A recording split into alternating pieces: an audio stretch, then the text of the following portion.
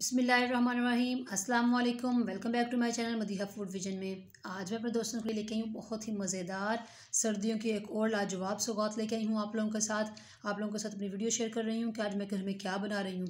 तो मैं आज बना रही हूँ अलसी की पिनिया, यानी कि इसका आप अलसी के लड्डू भी कह सकते हैं, वो एक ही बात है। ये बहुत ही ज़बरदस्त इंशाल्लाह बन के तैयार होंगे। तो इसके लिए मुझे क्या चीज़ चाहिए होंगी तो मैं आपको बता देती हूँ। ये मेरे पास अलसी जो है, अलसी के बीज हैं, आप लोग देख सकते हैं। ये मेरे पास 1 kg हैं, जिनको मैंने अच्छी तरह से पहले साफ़ करके रख लिया है। और हाफ़ kg मेरे पास ये चावल है, वो 1 kg है, ये हाफ़ kg है, हम लोगों ने चावल लिए हैं। साथ में मैंने ड्राई फ्रूट्स मैंने सारे जो है वो मिक्स करके, यानी कि उनको ग्राइंड करके अच्छी तरह से रखा हुआ है। इसके अंदर चारों मगज़, पिस्ते हैं और बादाम हैं।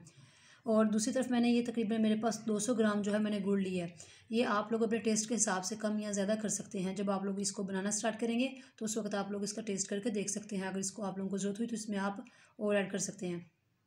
तो आए हम लोग अपनी रेसिपी बनाना स्टार्ट करते हैं।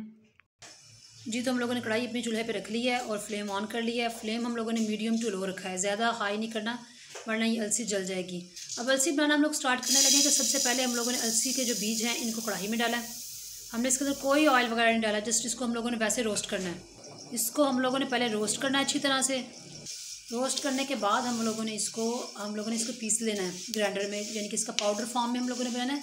क्योंकि हम लोगों ने जब इसकी पिनियाँ बनानी है तो इसको इस तरह से तो हम लोग नहीं बना सकते।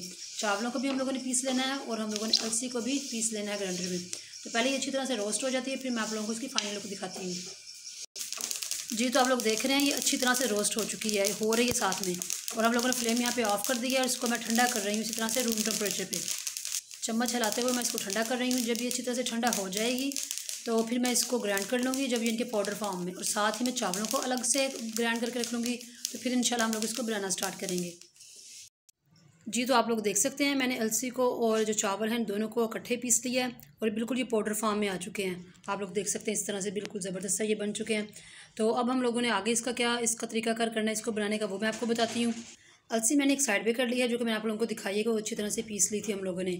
अब मैं दूसरी तरफ इसका जो शीरा है जो हम लोगों ने इसके अंदर बनाना है, इसको ऐड करना है इसके अंदर, वो बनाने लगी हूँ। तो उसके लिए मैंने सबसे पहले कढ़ाई जो चूल्हे पर रख लिया है और हम लोगों ने फ्लेम ऑन कर लिया। अब इसके अंदर मैं पानी ऐड कर रही हूँ।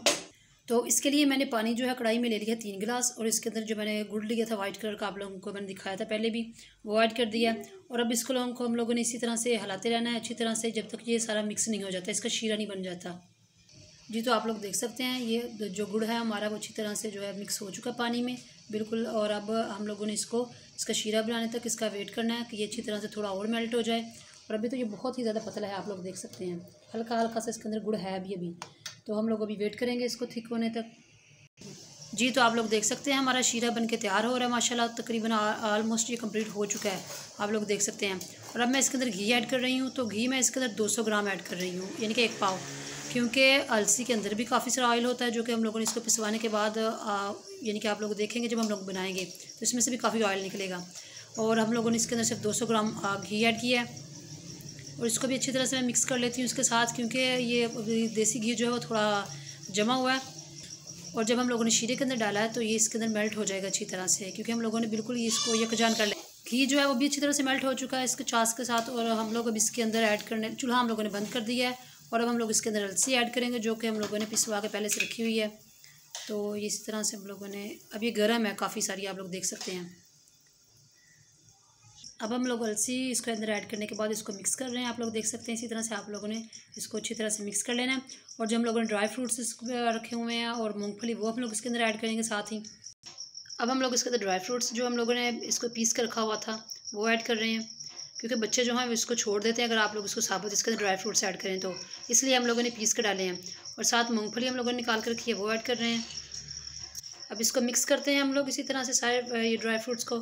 तो और इसको थोड़ी देर के लिए ठंडा होने के लिए छोड़ते हैं, क्योंकि हम लोगों ने गरम गरम चाश में डाली थी सारी ये अलसी। तो इसको मिक्स करने के बाद हम लोग 2 से 3 मिनट के लिए इसको छोड़ देंगे रूम टेम्परेचर पर ठंडा होने के लिए। उसके बाद हम लोग इसकी पिनियाँ बनानी स्टार्ट करेंगे। जी, तो आप लोग देख सकते हैं इसको हम लोगों ने रूम टेम्परेचर पे 3 से 4 मिनट के लिए ठंडा कर लिया है। और अब इसी तरह से हम लोग लेके, अगर आप लोग चाहें तो हाथों पे ऑयल लगा सकते हैं मज़ीद घी, लेकिन नहीं, क्योंकि इसके अंदर ही काफ़ी सारा ऑयल आप लोग देख सकते हैं मेरे हाथों पे कितना लगा हुआ है। और फिर आप लोग इसके इस तरह से लड्डू बना लें।